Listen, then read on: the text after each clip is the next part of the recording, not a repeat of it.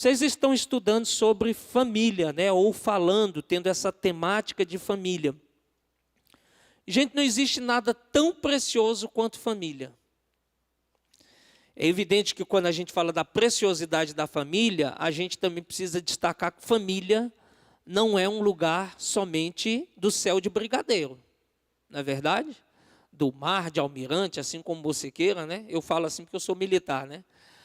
Família é um lugar de conflitos. A gente tem conflitos, inúmeros conflitos.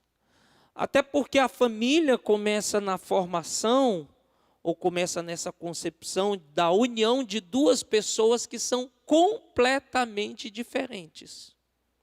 São completamente diferentes pela questão realmente genética, né? Pela questão realmente de pensamentos distintos, de criação distinta. Então, a gente vem de duas formações distintas, eu vejo isso na minha vida, na vida da minha esposa, e isso se aplica a qualquer família que estiver presente aqui. Marido e mulher são completamente diferentes, vieram de criações diferentes, famílias diferentes, pais diferentes. Então, não tem como. E aí vem os filhos, e com os filhos vem uma série de responsabilidades também que são muito fortes dentro do ambiente familiar.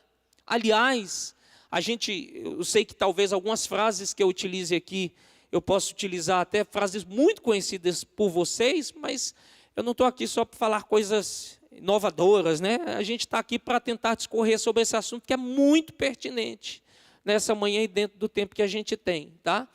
Mas a família é a base da sociedade. E hoje o que a gente tem visto é que com o declínio da família, a gente está vendo a nossa sociedade também declinando em uma série de coisas, em uma série de valores, de práticas. E com esse declínio da sociedade, a gente começa a observar caminhos muito perigosos, né? A gente começa a ver que realmente a gente precisa acender a luz, e eu não sei quantos lembram daquela parábola que Jesus conta, né, que na realidade é daquele capítulo das coisas perdidas, né, a ovelha perdida, a dracma perdida, o filho perdido. A parábola da dracma perdida fala que às vezes a gente precisa varrer, né, a casa, acender a luz, ver onde é que estão as coisas que a gente está perdendo. Então, primeiro quero parabenizar vocês por esse tema, e o pastor Renato me confiou a palavra para falarmos sobre famílias financeiramente saudáveis. E eu quero começar lendo um texto, está até aqui na nossa projeção, mas eu quero que você abra sua Bíblia no livro de Oséias. Pode ser um texto que não tenha nada a ver com dinheiro, com finanças, mas eu quero começar com esse texto. Até porque nós vamos falar de princípios, e eu espero que o Espírito Santo fale ao seu coração nessa noite. Oséias, capítulo 4, versículo 6. Eu até coloquei aqui, se a gente puder ler, a gente lê todos juntos, pode ser? A gente fazer essa leitura todos juntos. Vamos ler? O meu povo está sendo destruído por falta de conhecimento. Podemos repetir? O meu povo está sendo destruído por falta de conhecimento. Gente, como eu falei, às vezes tocar dentro das esferas familiares é falar de coisas muito fortes, até porque a gente tem inúmeras situações dentro da família a serem resolvidas. Muitas coisas a serem resolvidas. Existem pelo menos, ou especialmente, eu sei que os adolescentes estão aqui comigo, então a programação também não vai ser para menores de 18 anos, né? Mas existem problemas que eles são muito sensíveis dentro da vida conjugal. E um dos temas, por exemplo, é falarmos sobre intimidade do casal. Isso é um tema muito que traz separações imensas dentro do contexto familiar. Inúmeras. Outro tema que a gente tem inúmeras famílias sendo desfeitas é pela questão financeira, é pela questão de dinheiro. E quando a gente fala sobre dinheiro dentro da família, a finança da família, a saúde financeira da família, às vezes a gente pode partir do pressuposto que só existe problemas, até ontem eu e o Renato comentávamos sobre isso, só existem problemas para famílias que às vezes têm limitações orçamentárias, ou que não estão vivendo tão bem com as suas finanças, ou seja, estão ali num meio meio termo de dívidas e as finanças não estão 100% resolvidas. Não, e o contrário também é verdadeiro. Às vezes tem famílias que são muito abastadas, estão muito bem no sentido de dinheiro, mas estão vivendo mal e estão se separando exatamente por outros princípios. Então, falarmos sobre finanças e falarmos sobre saúde financeira na família é de uma importância muito grande, até porque isso também vai reger a vida de saúde da igreja, porque a igreja é a constituição de todas essas famílias.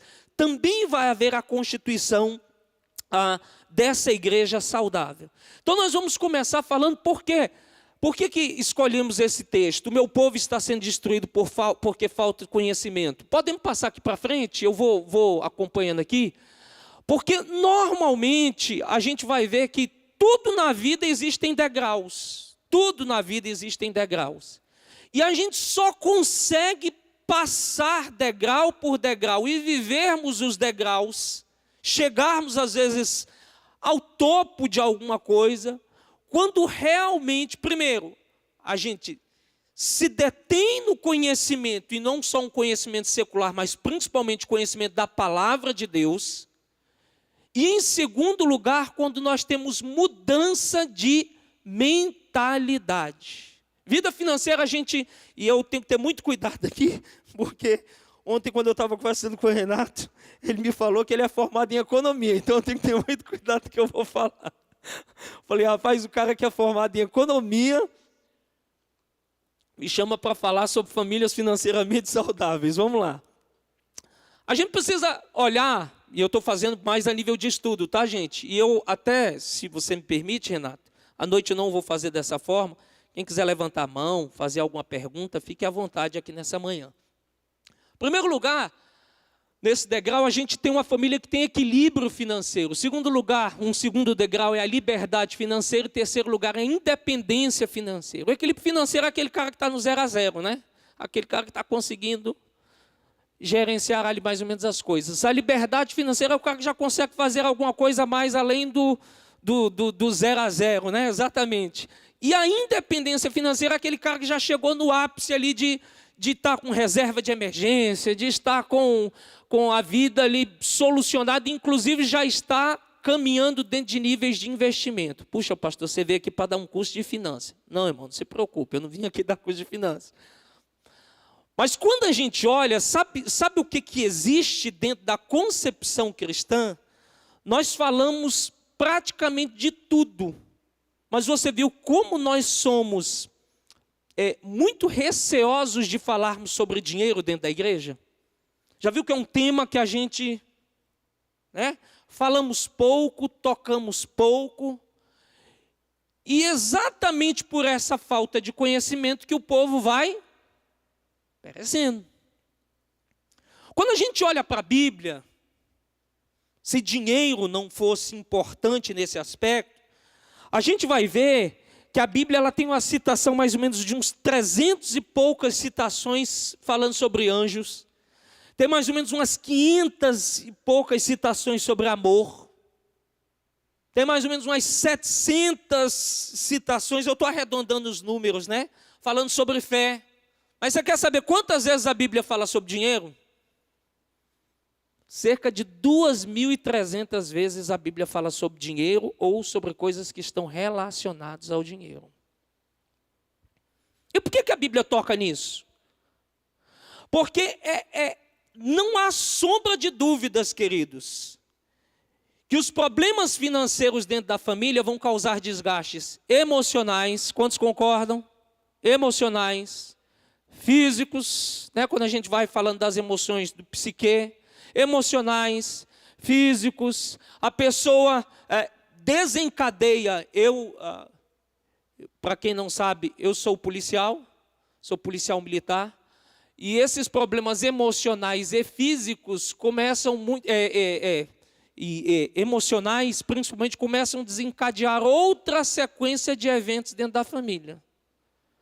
Das ocorrências, quando eu estou na rua, mais a gente atende, você já sabe qual é a ocorrência, né? É a bendita da lei Maria da Penha. E falo bendita porque realmente é uma proteção para a mulher e precisa acontecer realmente. E não de forma alguma eu estou, pelo contrário, é uma lei que realmente precisava acontecer no nosso país. E uma das coisas que a gente... E quando você vai atender a ocorrência, uma das primeiras coisas, surge tantos e tantos eventos, é a bebida, mas às vezes está bebendo por quê? Bebe porque já está com falta de dinheiro. Puxa, pastor, mas está com falta de dinheiro, ainda vai beber? Vai, meu irmão, pega de onde não tem para ir beber, porque é quase que aquela filosofia, acho que você já ouviu essa frase, deixa eu afogar aqui as minhas mágoas, e vai e se arrebenta, e daqui a pouco a família está em frangalhos. Então, problemas financeiros desencadeiam problemas emocionais, físicos, de relacionamento, separações do mais alto nível, violências domésticas. Então, quando a Bíblia está falando sobre dinheiro e nos recomendando a respeito de dinheiro, a Bíblia está querendo ensinar o povo de Deus a caminhar de maneira saudável e equilibrada e viver uma vida não somente equilibrada e saudável, mas também viver uma vida que glorifique a Deus e dê testemunho para as pessoas que estão ao nosso redor. Quantos dizem amém? Esses são os degraus, e na realidade, na nossa vida, tudo começa com mudança de mentalidade. Primeiro a gente precisa ter o conhecimento da palavra de Deus, mas esse conhecimento precisa passar para uma mudança de mentalidade. Quantos lembram desse versículo que está aqui? Eu coloquei só a parte B, mas Paulo diz o que quando ele está escrevendo essa carta aos Romanos? Rogo-vos, pois, irmãos, que apresenteis os vossos corpos como sacrifício vivo, santo e agradável a Deus, que é o vosso culto racional, e não vos conformeis com este mundo, mas transformai-vos pela renovação do vosso entendimento. E aí continua ainda, para que experimenteis qual seja a boa, perfeita e agradável vontade de Deus. Mudança de mentalidade. Todos nós precisamos passar por mudança de mentalidade. Eu preciso passar por mudança de mentalidade. Metanoia. Isso em todas as áreas da nossa vida. Quando você se converteu, você teve uma mudança de mentalidade. No dia a dia, o Espírito Santo vai falando contigo, você vai tendo mudança de mentalidade. Às vezes nós estamos na ordem do culto, nas coisas relacionadas ao reino de Deus, Deus vai mudando a nossa mentalidade, segundo a sua palavra. E mudança de mentalidade passa por alguns caminhos. E esse caminho que a gente está construindo nessa manhã, eu creio que você está aqui, você já foi ministrado durante todo esse mês com palavras abençoadas. Ontem o pastor Renato estava me falando que pastor Newton veio aqui, pastor Jorginho lá de Entre Lagos também veio, esteve aqui com vocês, temas diferentes. O Espírito Santo está trabalhando, esse mês ele está trabalhando. Por quê? Porque ele quer ver nessa igreja famílias extremamente poderosas, abençoadas, saudáveis em todos os aspectos, famílias que façam a diferença e que possam tocar Goiânia de um modo diferente. E vocês estão sendo ministrados. O milagre começa na nossa casa. A essência do evangelho precisa começar no nosso lar. Nós não somos grandes pregadores por de fora. E eu sei que vocês já discorreram sobre esses temas. Mas a primeira igreja que nós temos sob a nossa responsabilidade é a nossa família. Ontem, quando eu estava com o pastor Renato, ele foi me mostrando o vídeo do Davi, Davi está ali, Eu cumprimentei o Davi, dei um abraço nele, falei, sou seu fã, já vi seu vídeo ali. Aí ele ficou assim, Adolescente fica meio sem graça, Os meninos lá da igreja, quando a gente quer... Ano passado a gente trabalhou com os adolescentes e eu aprendi demais com os meninos, foi muito bacana. Eles têm a linguagem deles, têm o modo deles ali. Eu dei um abraço nele. Rapaz, sou seu fã. Beleza, pastor. Pastor Davi, primeira igreja deles são os filhos. Mas eles são responsáveis pela igreja de Goiânia. Amém. Mas a primeira igreja deles é a casa deles, e a casa deles precisa ser uma casa saudável. A gente passa na mudança de mentalidade por algumas etapas. Vamos ver aqui as mudanças que a gente passa. Em primeiro lugar, a gente passa por confrontação. Você pode falar comigo? Confrontação. Segundo lugar, negação. Terceiro lugar, reconhecimento. Quarto lugar, decisão. Quinto lugar, ação. Primeiro lugar, confrontação. A confrontação é quando você se dá conta de que as coisas não estão como deveriam. Quantos já foram confrontados aqui pelo Espírito Santo? Todos nós, né? Você está num belo dia no culto e você chega achando que aquele culto vai ser aquele culto tranquilaço, né? E aí o Espírito Santo te dá uma palavra que vai... Aquilo que a própria Bíblia diz a respeito dela, que a Bíblia é o quê? Espada de 2 gumes que penetra até a divisão de onde? Da alma e do Espírito. Aí tu vem assim achando que vai ficar relaxado, aí o Espírito Santo vai lá e... Aí te confronta, você precisa mudar. Você já passou por isso, meu irmão? Você precisa mudar. Eu já passei muitas vezes por isso. Estou sentado, estou aqui, estou num culto, estou sendo ministrado, estou ministrando, e eu estou ministrando o Espírito. Você precisa mudar. É a confrontação, é quando você se dá conta de que as coisas não estão como deveriam. E aí o Espírito Santo fala forte ao seu coração, e eu espero que nessa manhã o Espírito Santo fale forte ao nosso coração. Eu vou tratar aqui de alguns princípios bem rápidos, eu prometo que eu não vou passar do horário, mas a gente precisa tratar a respeito disso. Segundo lugar é a negação. Todos nós passamos por esse processo da negação. É quando você já tem conhecimento do problema, mas acredita que você pode controlar a situação. Não, eu sei que o problema existe, mas eu dou meu jeito. Você nega internamente que aquilo dali é um problema na sua vida. Terceiro, é o reconhecimento, ou seja, você admite para si que é incapaz, você já não nega mais a respeito daquele problema. Você foi confrontado, você passou por essa fase da negação, mas você não admite para você mesmo que você é incapaz de resolver a situação sozinho. Deixa eu te falar uma coisa. Sabe por que nós estamos aqui juntos? Eu gosto muito de um versículo que está contido em Provérbios, que diz assim, que como o ferro afia o outro ferro. Quantos já viram esse versículo? Assim é um irmão, né? Eu estou colocando na nossa linguagem. É um irmão que vai afiando outro irmão. Sabe por que Deus nos coloca em comunidade? Para nós aprendermos uns com os outros e crescermos uns com os outros. Ou seja, meu irmão, nem tudo você vai conseguir resolver sozinho. Ah, pastor, mas eu tenho Deus. Eu não estou falando que Deus não é suficiente. Pelo contrário, Deus é plenamente suficiente na nossa vida, na sua vida. Mas Deus nos deu irmãos em Cristo para que a gente possa caminhar e crescer juntos. Isso é igreja.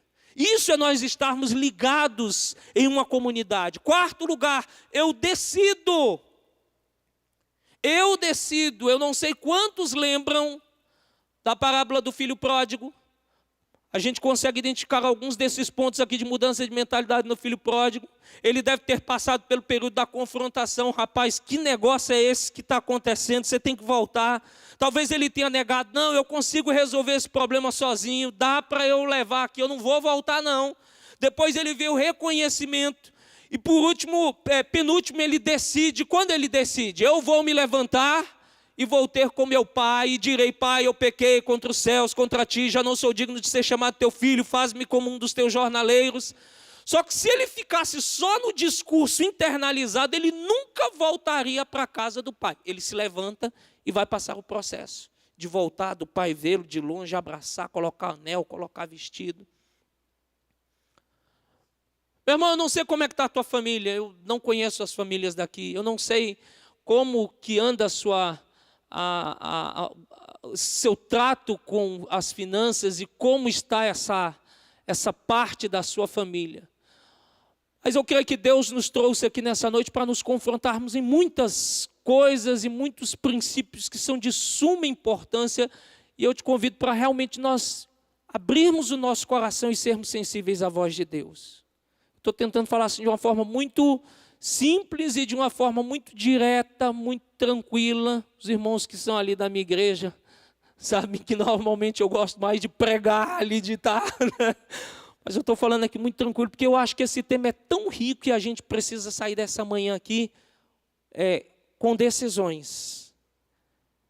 Espírito Santo nos confrontando, Espírito Santo falando ao nosso coração. Aquilo que Deus colocar que precisa mudar, mude aquilo que Deus está falando ao seu coração que precisa mudar. E assim a gente vai permitindo que Deus vá trabalhando na nossa vida. Então nós temos esses 5 pontos. E eu quero tentar assim, ser bem rápido, sobre 5 princípios. E são 5 mesmo, tá? Não se preocupe, eu vou ser assim bem sucinto. São 5 princípios para uma família Isso se aplica à vida cotidiana, à vida individualmente falando, mas nós estamos falando de família. E dentro desses princípios nós vamos destacar outros princípios, 5 princípios para que uma família viva financeiramente saudável, ou seja, para que a família viva de maneira saudável nas suas finanças. Primeiro princípio, o princípio de honra a Deus. Nós lemos o Salmo 128 e o Salmo 128 falava sobre temor ao Senhor. E hoje à noite nós vamos falar também sobre temor ao Senhor. E o que diz esse versículo? Você pode ler comigo, capítulo 3, versículo 9 e 10. Honra ao Senhor com os teus bens e com as primícias de toda a tua renda, e se encherão fartamente os teus celeiros, e transbordarão de vinho os teus lagares.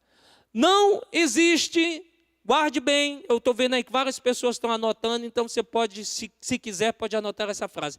Não existe bênção financeira e saúde financeira se você não aprender o princípio de honrar a Deus. Não existe. Você pode trabalhar o quanto você quiser, mas não existe. E eu falei que a gente fala pouco sobre finanças em igreja. Não fala? Concordaram comigo? E você quer ver uma temática, por exemplo, quando a gente... eu digo isso pelo menos das igrejas de Brasília que eu passei. Não sei se aqui a realidade em Goiânia também é assim. Mas você quer ver, parece que dá o milagre das formigas que aparecem no banco e que começam a trazer comichão nos irmãos, é quando você toca em assunto de dízimo dentro da igreja. Pelo menos quando a gente fala dessa temática em Brasília, você vê, tem um comichão daqui, tem um comichão dali, tem uma inquietação daqui.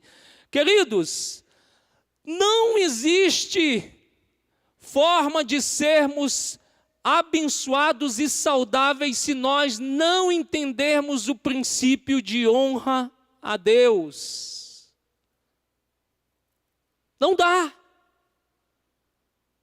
Sermos generosos, eu sei que existe o dom da liberalidade, ou seja, existem pessoas que elas são muito mais dadivosas. Tem pessoas que são assim, dentro da igreja você identifica pessoas assim, que são aquelas pessoas que você às vezes até precisa falar, calma, segura, porque a pessoa quer dar tudo que ela tem, de todas as formas ela quer ajudar, mas existe esse dom da liberalidade. Agora o que a gente também precisa entender é que nós, como famílias que constituem a igreja, a gente precisa entender e viver esse princípio da honra.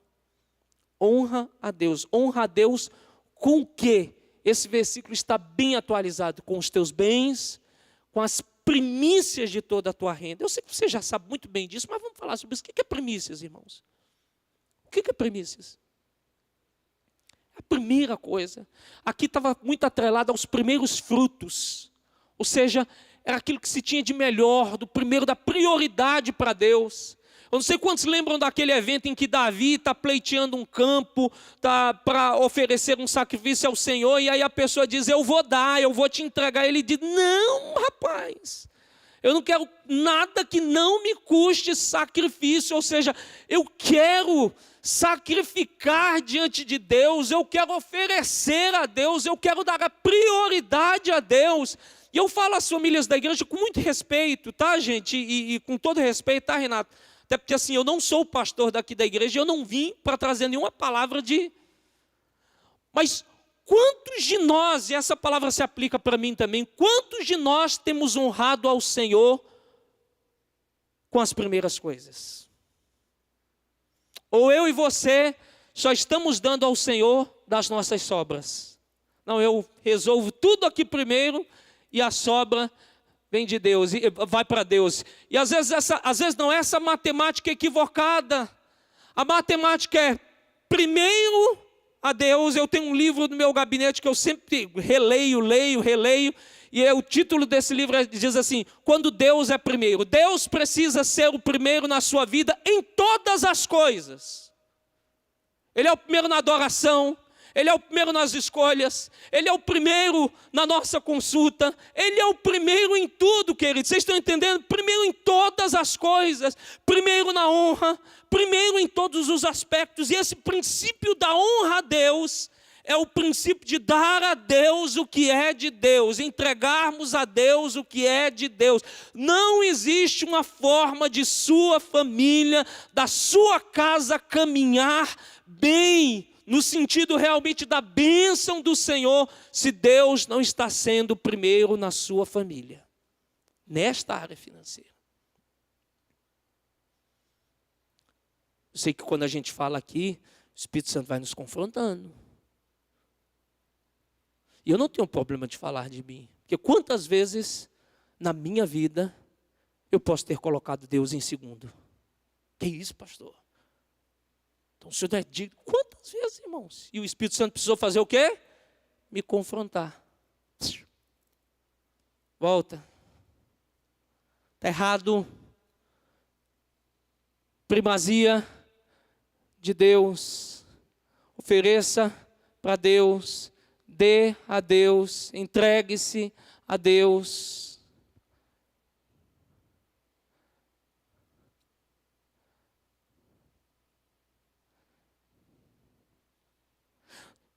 Segundo princípio, são princípios agora bem voltados para um lado quase que humano, mas a gente pode trazer algumas coisas bem práticas de vida cristã aqui. O segundo princípio é o princípio da dedicação no trabalho.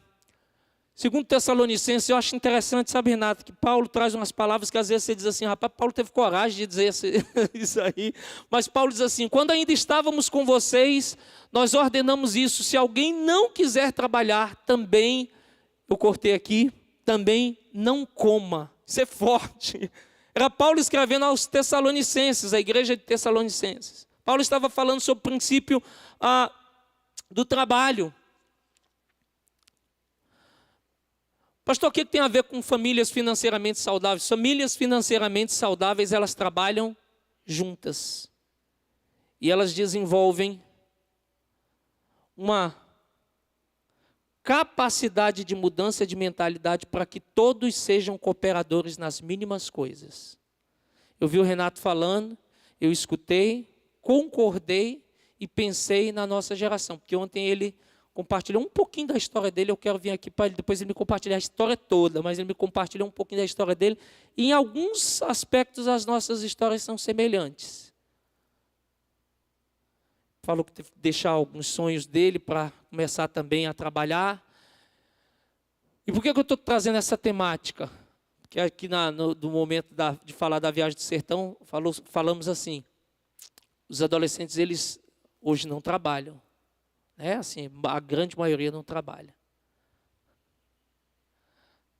E se você olhar, quantas pessoas que eu tenho muitos adultos. Quantos adultos que estão aqui que trabalharam quando eram jovens, jovenzinhos, 12, 13, 14 anos. Levanta a mão, por favor. Oh, glória a Deus. Eu comecei com 12 vendendo picolé na rua, empurrando carrinho de picolé. Era tão menino que eu quis brincar de Fórmula 1 com carrinho de picolé, virei o carrinho, os picolés caíram tudo e eu fiquei desesperado. Tive que levar os picolés para casa e arrumar.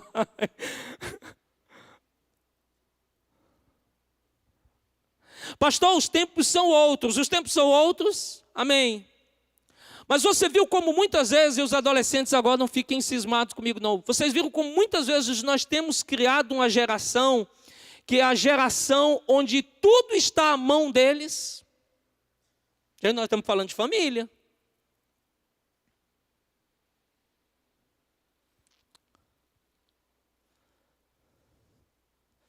Eu mal tinha um Atari 2600. Quem teve Atari aí?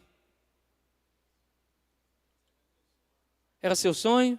Eu tive um que meu tio me deu. Aí eu falei, oh Senhor, obrigado. Eu tive um Atari. Hoje o que os nossos filhos têm? 4 já foi. Já é o 5 e acho que já está indo para outra vibe já. Xbox Series é o que é o duplo aí, né? Series S. Tem mais algum outro aí? Tá, Nintendo, são três as linhas de videogame. Eu não vim falar de videogame não, mas eu conheço com propriedade que meus filhos estão nessa aí, né? Nintendo Switch, a plataforma do Xbox, do PlayStation. Muitas vezes os nossos filhos têm aos três.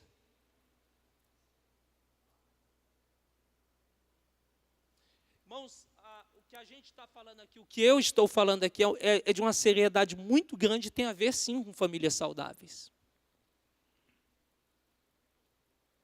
A questão não é nós darmos. A questão é que nós estamos construindo uma geração que tem tudo na mão e não tem dado valor ao esforço e ao trabalho. Quantos concordam? Eu me lembro que para eu comprar esse videogame, o Atari eu ganhei, depois eu fui comprar um Mega Drive. Os meninos não sabem nem o que é Mega Drive, né? Os mais velhos já ficam rindo aí, porque sabem o que é Mega Drive. Você sabe o que eu tive que fazer? Eu tive que trabalhar igual gente grande, juntando dinheirinho para comprar o tal do Mega Drive. Me lembro, peguei um ônibus para ir comprar o Mega Drive num lugar que estava vendendo de segunda mão e voltei. Mas você sabe a valorização que você dá quando o esforço é das tuas mãos? Vocês concordam? Quando nós trabalhamos, a gente consegue valorizar muito mais, e aqui dali é um prêmio, é um tesouro, é um troféu. Puxa, isso aqui é do meu trabalho. Hoje nós temos uma sociedade imediatista, porque a internet nos trouxe isso. Com um clique eu resolvo tudo, com um clique eu consulto tudo, com um clique eu tenho que ter resposta de tudo. Então eu não posso aguardar, porque eu sou imediatista. Eu tenho uma sociedade que é uma sociedade consumidora em todos os aspectos, que não consegue parar absolutamente nada. E temos uma geração que hoje em dia não está reconhecendo o valor daquilo que está sendo dado. E a gente precisa mudar. Falar sobre família financeiramente saudável é mudar a chave. Ai, pastor, e os adolescentes no final vão me procurar. Que é isso, pastor? O senhor está pregando contra a gente? Não, não é nós deixarmos de fazer, mas é nós buscarmos com que a família trabalhe junto e todos, dentro das suas capacidades, possam trabalhar para que o melhor na família aconteça. Quantos dizem amém? Esse princípio precisa existir na nossa vida, gente. Trabalho nunca derrubou, nunca fez cair a mão de ninguém. Pelo contrário, sustenta, fortalece, molda caráter, trabalha na responsabilidade.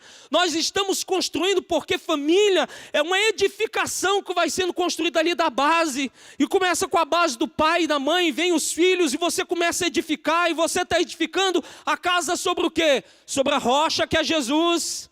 Para a casa não cair, e é Jesus que é a nossa base, é a palavra de Deus que é a nossa base. Então nós vamos ter como referência em tudo na nossa vida familiar, na Bíblia, e aí a gente vai construindo, os filhos vão crescendo nessa construção, e vão crescendo dentro de princípios responsáveis de uma família realmente responsável.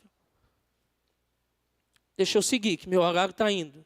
Terceiro lugar, o princípio do não às dívidas. Ixi, pastor, agora o trem.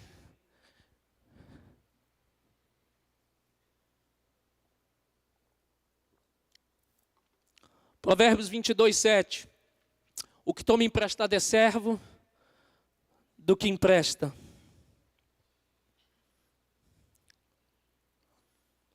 Quando nós falamos de dívidas,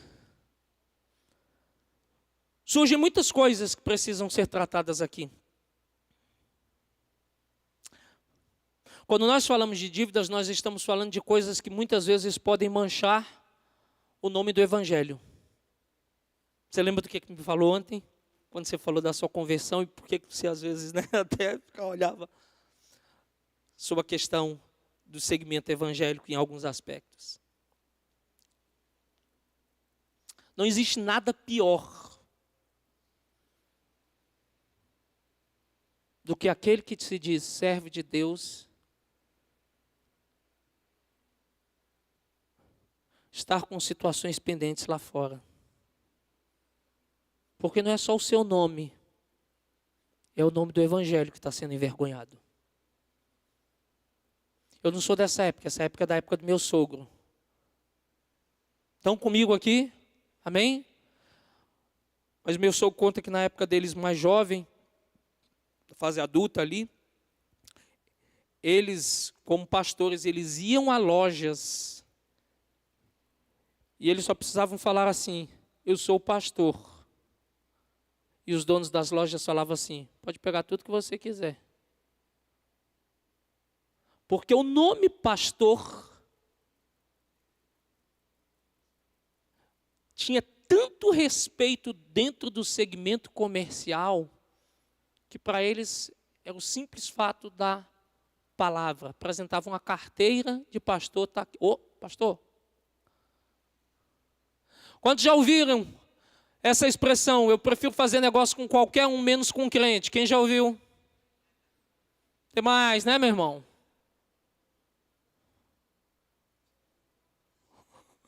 Eu não sei o que falaram ali, não. Alguém riu, mas falaram alguma coisa. Também não precisa repetir, não. Não, qualquer um. Meu irmão, o que a Bíblia diz que nós somos? Luz do mundo, sal da terra. Não é sal demasiado para salgar, para fazer mal e matar os outros, não. Nem é sal é para temperar, é para dar sabor, é para dar qualidade ao mundo, é para fazer com que o mundo tenha prazer, porque quando você vai comer uma comida que ela está salgada demais, primeiro que você não consegue, você dá a primeira bocada, você já tira a comida. Quando está insossa, que pelo menos é a expressão que eu conheço da minha mãe, que é pernambucana, né? Você não come, ou até come, mas come assim muito na marra, né? Está sem sal. A Bíblia diz que nós somos aquele ponto de equilíbrio, nós somos embaixadores do reino e nós precisamos fazer isso. Então, quando a gente fala sobre essa questão de dívida, a gente está falando sobre a questão de testemunho.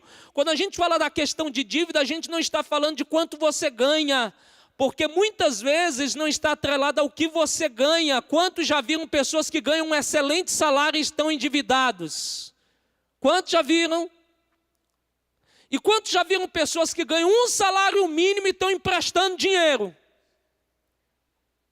Então, irmãos, a minha cunhada contou um testemunho, porque nós estamos exatamente numa fase de um curso de finanças lá dentro da igreja. 5 semanas, termina a semana que vem, né, Leandro? E ela começou contando, dizendo que tinham vários funcionários na empresa que ela trabalhava, e tinha gerente, e a gerente pegava dinheiro emprestado com a pessoa que trabalhava na área de limpeza da firma, que ganhava um salário mínimo.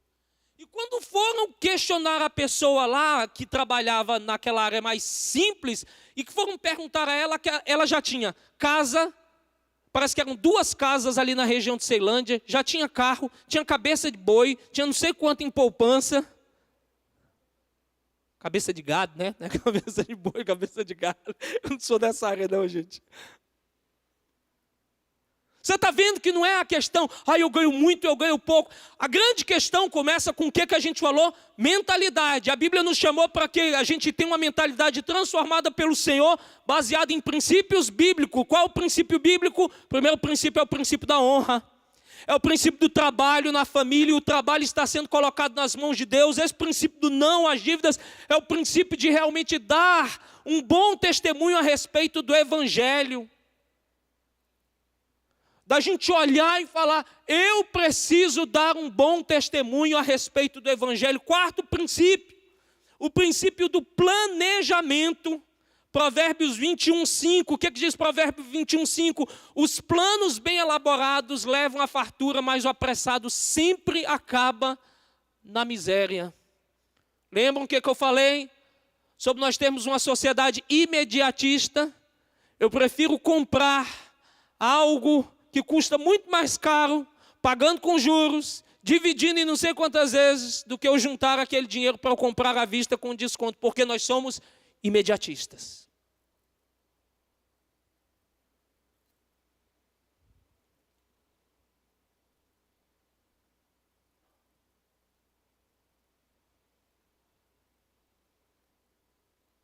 Metemos os pés pelas mãos. Esse é o 4º princípio, eu estou perto de encerrar. Mas tudo na nossa vida precisa de planejamento. Quantos lembram de Lucas 14, 28 a 30? Dá para a gente colocar aqui na projeção? Eu não coloquei aí para vocês, mas se a gente puder, vamos ler Lucas capítulo 14, 28, 30. Pois qualquer de vós, pretendendo construir uma torre, não se assenta primeiro para o quê? Calcular despesa e verificar se tem os meios para concluir, para não suceder que, tendo lançado os alicerces e não a podendo acabar, todos os que a virem zombem dele, dizendo: este homem começou e não pôde acabar. Planejamento. Aí talvez você esteja falando assim: pastor, isso tudo são conceitos muito humanos para uma manhã de uma mensagem que a gente está esperando uma pregação. Mas quando a gente fala de família, sabe o que pressupõe planejamento? Comunicação. Quantos sacerdotes de casa nós estamos tendo aqui?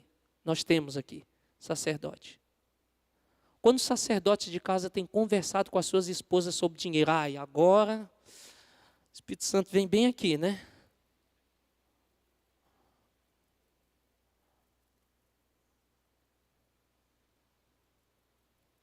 Nós estamos falando de famílias que trabalham juntos. Família, trabalham juntas. O primeiro aspecto dentro de uma família precisa acontecer é comunicação. Não existe família se não há comunicação. Na família, apesar de haver o princípio da autoridade, guarde bem isso que eu estou falando, existe o princípio da autoridade. Todo lugar, irmãos, às vezes a gente tem uma cisma, né, e estamos dentro agora de um tempo que é muito delicado, né, onde essa parte do feminismo tem se aflorado com uma força muito maior, e essa palavra do homem ser o cabeça parece que dá uma, né? O que é isso? Toda casa, todo segmento, toda organização, tudo tem princípio de hierarquia e tem princípio de autoridade. Céus, princípio de hierarquia. Deus é o regente, junto com Jesus e o Espírito Santo. Arcanjos, anjos, terra, tudo que se move na terra, não é só militarismo. Com certeza no trabalho da Ivone tem a hierarquia, tem o desembargador, tem toda uma linha. Igreja tem hierarquia. O pastor, tem os diáconos, tem os obreiros, tem os líderes de ministério, tem os líderes de grupo de vida, tem a membresia. Não é uma questão de quem é maior, até porque Jesus disse que quem é maior tem que servir mais. Quem está mais acima na escala hierárquica tem que servir mais. A questão aqui não é quem manda mais. A questão é que existe sim princípios. Até o inferno tem a hierarquia dele. Não existe os iguais, não existem nos seres caídos a hierarquia deles. Mas por que eu estou falando de hierarquia? Porque quando nós falamos de casa, sim, nós temos os princípios de autoridade, mas esse princípio de autoridade não anula o princípio de comunicação e dos ajustes que precisam ser feitos em comunidade e em família. Deus colocou essa palavra no meu coração, e eu espero que seja bênção na vida de vocês, mas Deus colocou essa palavra no meu coração nessa manhã. Porque nós precisamos nos comunicar, nós precisamos falar, nós precisamos planejar junto, nós precisamos tocar nesses assuntos juntos, nós precisamos, e me permitam os homens adentrar até nessas áreas aqui, nós precisamos fazer orçamento juntos, nós precisamos discutir as coisas juntos, nós precisamos decidir juntos. Lembram quando eu falei sobre os filhos? Os filhos, eles acabam sendo caronas de um projeto. Então o filho só chega e diz: e aí pai, dá para você comprar tal coisa? Dá, e empurra para o filho. Não, vamos sentar todos juntos, o nosso orçamento é esse, nós temos isso e isso e isso para fazer. Em primeiro lugar, a gente precisa... Eu vou falar de coisas muito práticas aqui, tá, irmãos? Como se a gente estivesse discutindo um orçamento. Em primeiro lugar, família, filhos, qual é o primeiro princípio?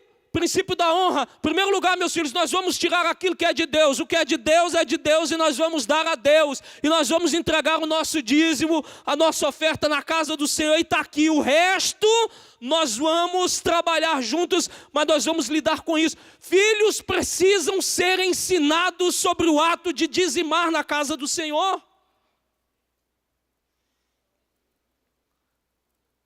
Planejamento.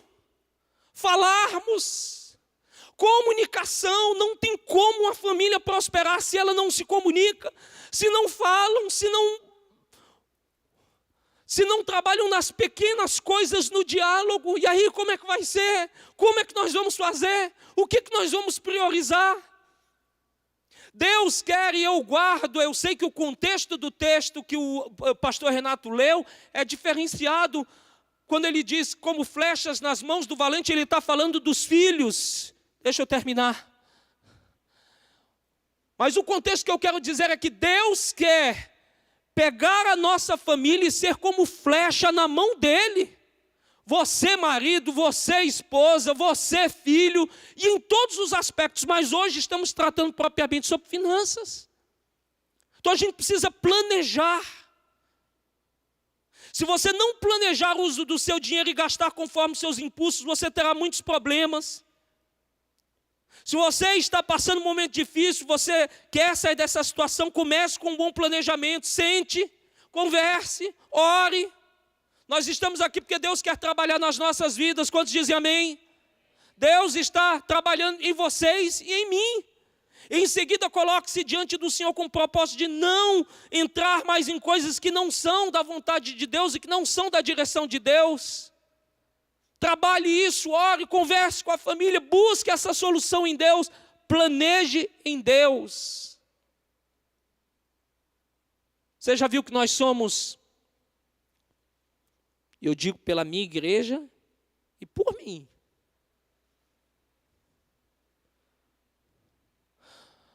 Não sei se você vai se identificar com essa fala. Nós, muitas vezes, não consultamos a Deus, fazemos o que queremos, depois que a gente está com a culpa desse tamanho, Deus é tão gracioso que Deus, a misericórdia dele, se renova a cada manhã. E Deus vai lá e nos dá soluções, levanta situações. Eu quero terminar, irmãos, porque meu tempo já foi. Mas tem um quinto princípio, que é um princípio bem simples, mas é um princípio muito poderoso. O princípio de nós utilizarmos aquilo que é necessário. Estou falando sobre famílias financeiramente saudáveis.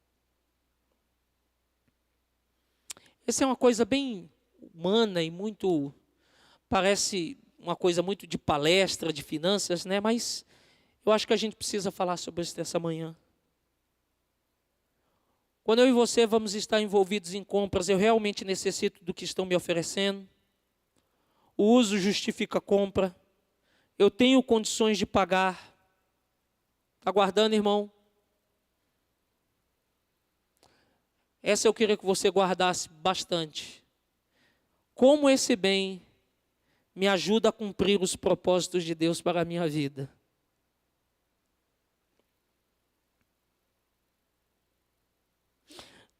Se eu não adquirir o propósito de Deus, vai estar prejudicado?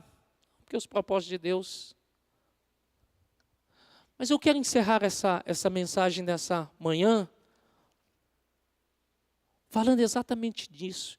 Eu não sei quantos lembram daquele texto de Romanos, Cântico da Adoração, ou Hino da Adoração, Romanos capítulo 11, versículo 33 até o versículo 36. Ó profundidade das riquezas, tanto da sabedoria como da ciência de Deus, quão insondáveis são seus juízos e quão inescrutáveis são seus caminhos, porque quem compreendeu a mente do Senhor, ou quem foi seu conselheiro, ou quem lhe deu primeiro a ele para que ele seja recompensado. E Paulo termina esse hino falando o que no versículo 36? Porque dele, por ele, ou por meio dele, para ele, são todas as coisas, glória pois a ele, eternamente. Amém. Você pode ler esse versículo comigo? Esse 36, porque dele, por meio dele, e para ele, são todas as coisas, a ele pois a glória, eternamente. Amém. Tudo na nossa vida precisa convergir para a glória de Deus. Quantos dizem amém? Eu estava falando de comunicação e eu esqueci, eu divaguei aqui numa situação. Comunicação em família é tão séria, não é só na questão financeira, e eu prometo que eu estou terminando com essa. Quantos lembram da história de Davi e de Absalão? Quem era Absalão? Filho de Davi. É um dos textos, eu acho que todo pai sente quando lê esse texto, mas é um dos textos que quando eu pego a Bíblia e eu leio aquele texto, eu choro. Quando eu vejo Davi falando assim, Absalão, Absalão.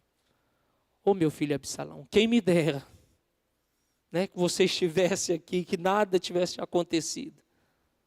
E eu vou ser assim bem sucinto, tá, queridos? O choro de Davi era um choro de arrependimento, mas era um choro de tristeza, mas um choro de arrependimento e amargura. Choro por quê? Falta de comunicação na família. Absalão se tornou um monstro dentro da família de Davi. E sabe por que ele se tornou um monstro? Porque Davi não tratou as coisas dentro da família quando deveria tratar. Tamar era a irmã legítima de Absalão. E o que aconteceu com Tamar? Foi estuprada pelo irmão, um outro irmão. Davi ouve e a Bíblia diz que Davi fica o quê? Enfurecido. Mas qual é a atitude concreta de Davi? Absalão espera, sabe quanto tempo por uma resposta concreta de Davi? 2 anos. E Davi não fez nada. Aí Absalão tem um plano genial, né? Claro que é o contrário. Ele decide fazer uma organização lá e vendo que o pai dele tinha sido omisso, ele decide fazer uma organização e fazer o quê? Matar o irmão que tinha estuprado a irmã. Mata o irmão, ou seja, agora eu tenho um estupro, eu tenho uma morte dentro da família, um assassinato. E a Bíblia diz que Davi fez o quê? Nada, chorou. Absalão, com medo de Davi, fez o quê? Fugiu. Ficou quanto tempo fora? 3 anos. Quantos anos já estamos aí? 5 anos. Davi não deu uma palavra, pelo menos biblicamente falando, a gente não tem. É necessário um de fora vir interceder, dizendo assim: Absalão está lá, você precisa fazer alguma coisa com ele. Ou ele volta, ou faz alguma coisa. Tá bom, volta. Absalão volta e Absalão fica sem ver o rei. Quantos anos? Quantos anos nós temos, irmãos? 2, com 3, 5, com 2, 7. 7 anos de um lapso de comunicação e do uso da autoridade dentro da casa por parte de Davi. Absalão cresce, se revolta, faz um exército, tenta contra Davi e é morto, e Davi chora. O que eu quero dizer com isso? Planejamento diz respeito à comunicação. Comunicação é o ato da gente trazer a família para que a família possa vencer e crescer juntos. Tudo que nós falamos aqui precisa convergir para a glória de Deus. Eu não sei se eu posso fazer isso, pastor Renato já tinha feito isso no início. Se você está perto da sua família aí, fique perto agora nesse instante. Se você não está, aproveite esse momento para nós orarmos juntos.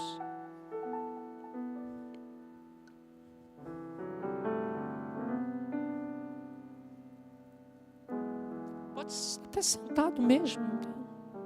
Eu queria só que você curvasse a sua cabeça nesse instante, junto com a sua família, junto com os seus.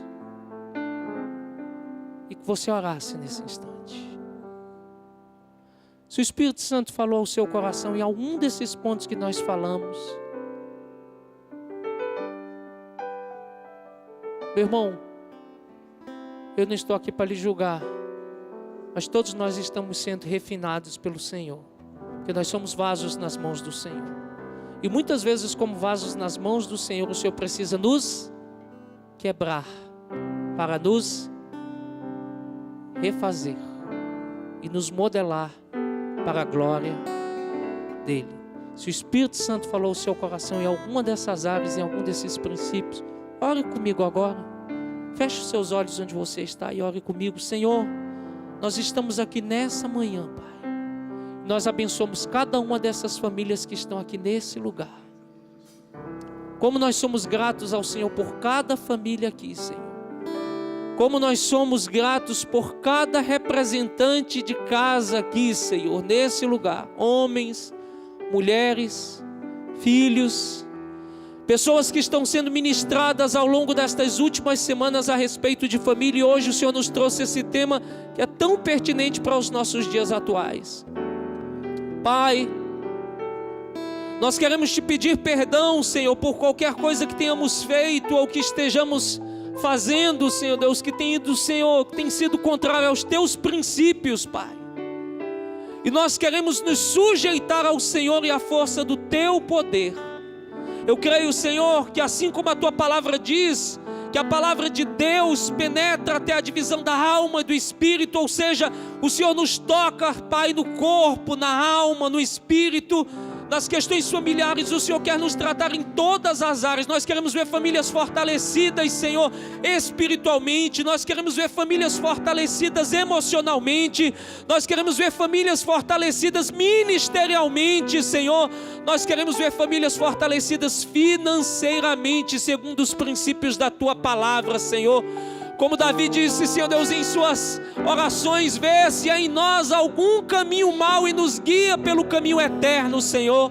Aquilo que o Senhor está nos confrontando nesta manhã, Pai, que nós possamos não somente sermos confrontados, mas que possamos, Deus, decidir e agir a partir de hoje com mudanças, Senhor. Mudanças no princípio da honra, mudanças, Senhor Deus, no princípio do planejamento, mudanças no princípio do testemunho, mudanças, Senhor, no princípio do reconhecimento que todas as coisas convergem para a glória de Deus. E assim nós oramos e clamamos por cada família aqui nesse lugar, em nome de Jesus, o teu Filho, Pai. Nós oramos e nós te agradecemos. Você pode dizer, diga amém.